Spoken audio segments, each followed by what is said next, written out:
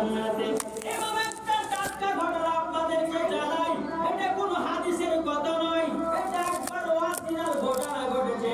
আপনারা যারা ফেসবুকে ঘেটেছেন হয়তো কেউ কেউ শুনেছেন। বাবা, একজন ব্যক্তি গরিব ছেলে মদিনাতে হজ করতে যাবে রে বাবা, মদিনাতে হজ করতে যাবে।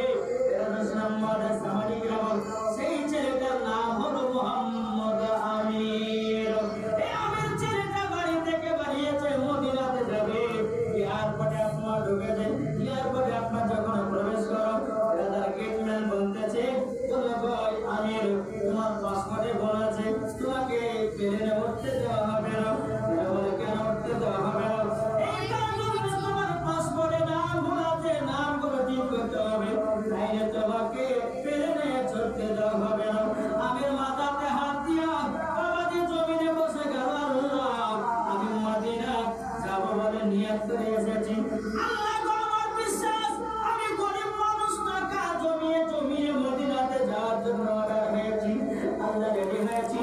আজকে আমি মদিনা যদি না যেতে পারি, আমি জীবনে বাড়ি ফিরে যাব না। আমি বাবা এয়ারপোর্টে আপনার বসে দেখলো বাবাজি, 1 মাসের ঘটনা দেখেছেন না? 1 মাসের ঘটনা